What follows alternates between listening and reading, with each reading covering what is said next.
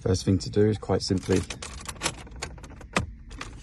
pull around the edges and the whole thing pops off there.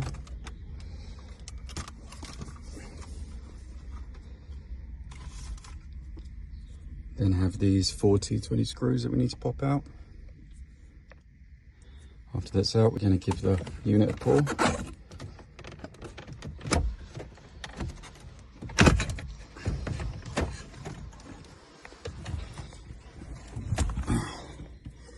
Now, if you've got this kind of unit with the USB on the front, you're going to see these plugs. Quite simply, just push all the tabs to unplug them all. Blue one GPS, white one is FM aerial, and then obviously these are just the plugs for the rest of the radio functions. If you've got the other model, which has got a long strip here, you'll find you won't see any of these plugs. You'll see a thin black one instead, just one. You're probably wondering, where do I plug the new screen in? Well, if you've got that one, it's going to take a bit longer. You have to remove the glove box, so you have to unscrew all the T20 screws from the glove box. You have to remove the side panel to get to the T20 screws, a couple of them. Remove the whole thing, and right up here behind the glove box, you'll see the stereo. You can unplug, as soon as you take out the glove box and look behind it, you will see it. Look up and you'll see it under here. And that's where you plug your cables in. And then you've got the extra long cable.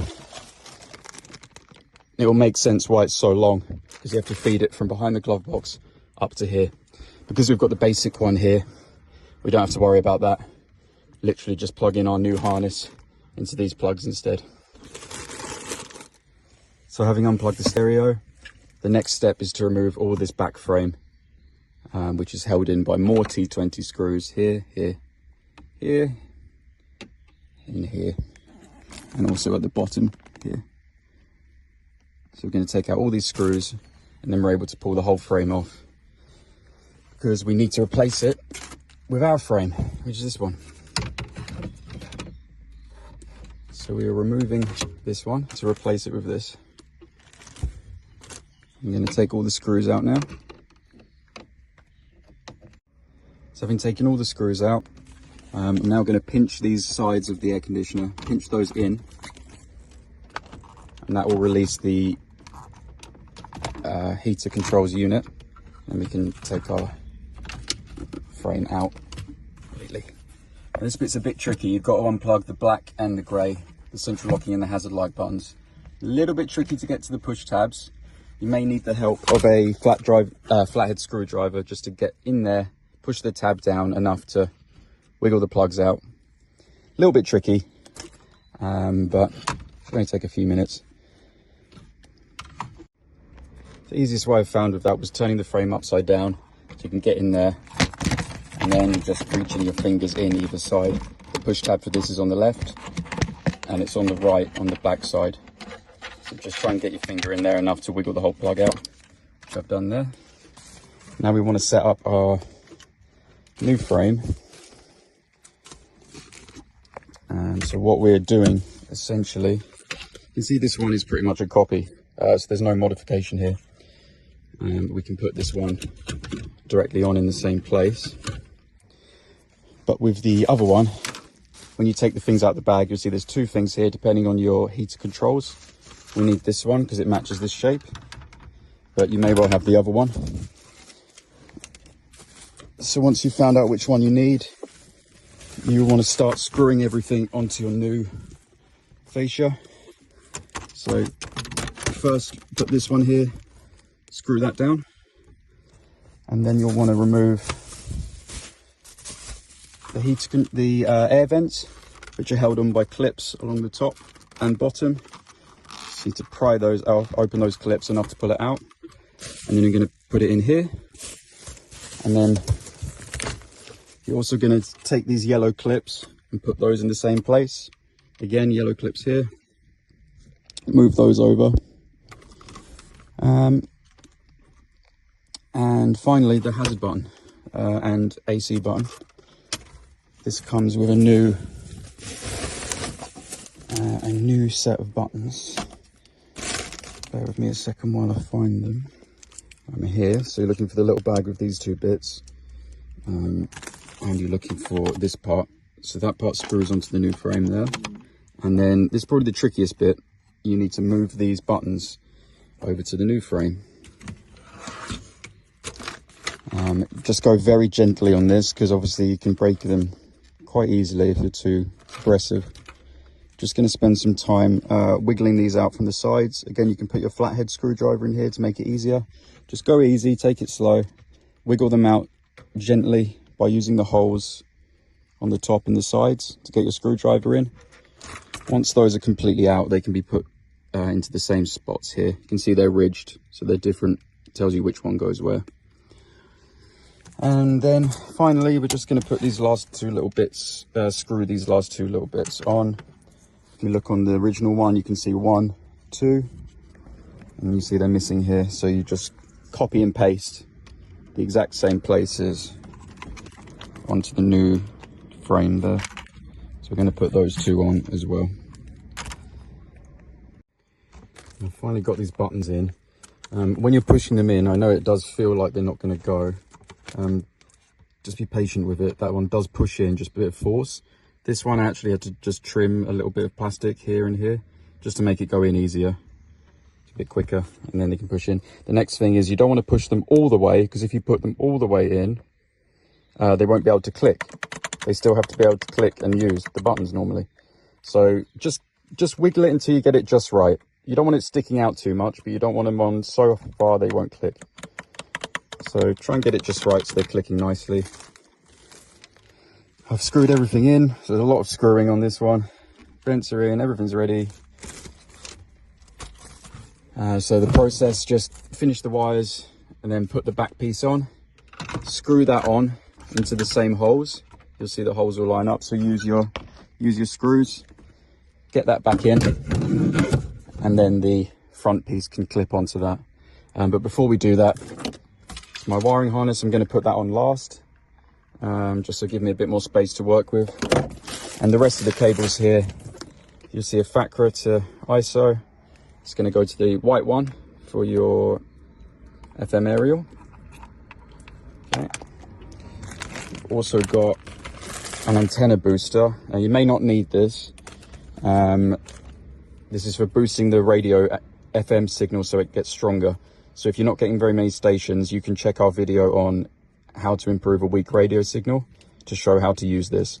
But it should be optional. Don't worry about it for now until you've tested everything. Wi-Fi aerial to plug into the pink hole. We've got a GPS aerial. This is blue to go into the blue hole. However, you don't need this on this model because you can use the factory GPS aerial. That plugs straight in. So the blue one there. So you don't need to worry about that. And then you've just got in here USBs, 2 USB cables, and your little reverse camera adapter. Even if you're not doing a reverse camera, still plug it in, just because it helps the Bluetooth signal. It's got a little booster in it. It goes over there. If your car already has a reverse camera, then you'll see a yellow RCA here marked Cam W. That plugs into that. Okay, and that's how you get your original reverse camera working. And then apart from the USBs and the reverse camera adapter, there's only really this one. That's got the SIM card holder for internet. And it's also got some RCAs for aftermarket speakers, subwoofer. But the main one we'll use it for is the mic. So the black one marked mic. That one is going to be for our microphone. So microphone is also optional, but if you've got one, you might as well plug it in. See our video how to switch from internal to external, because you have to choose one or the other. It's a good addition because you will sound a lot clearer. I usually position it up here, so tuck it behind this trim and then run the wire down, pass the wire underneath the steering wheel and pass it up to here. That's how I do that, or maybe up here or behind this. That's all your wires. So I'm going to get the USBs, by the way. The USBs I like to usually put down here somewhere and pass them up through here, because there's not really any hole in the glove box to put them. So I usually put them down here somewhere, just hanging. Or you could pull them round actually and leave them in here, it's up to you.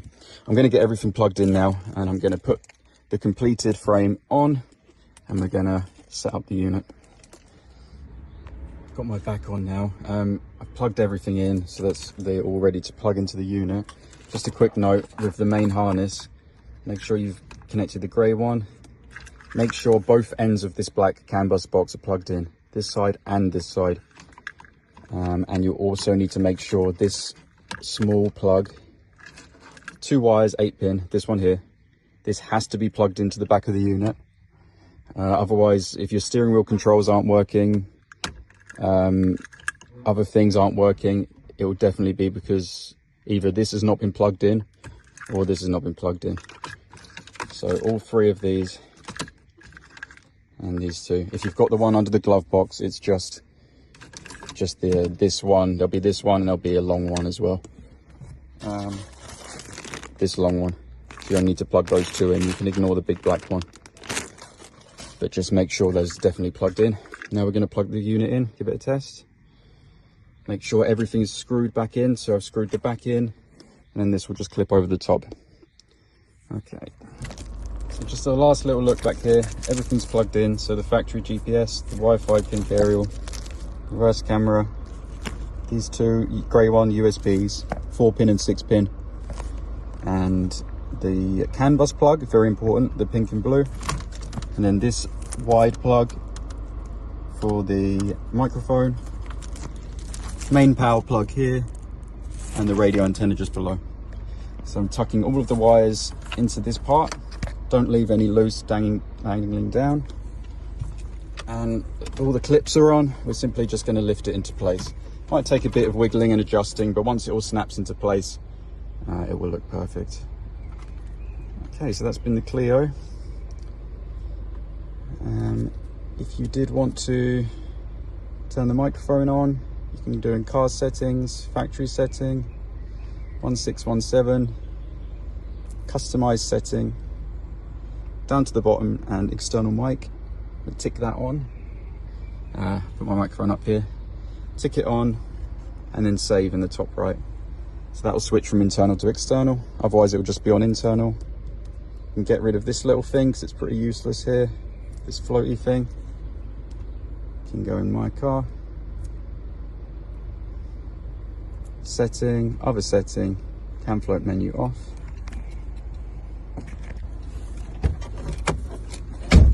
And that's about it for this model. Okay, let us know what you think if you have any questions.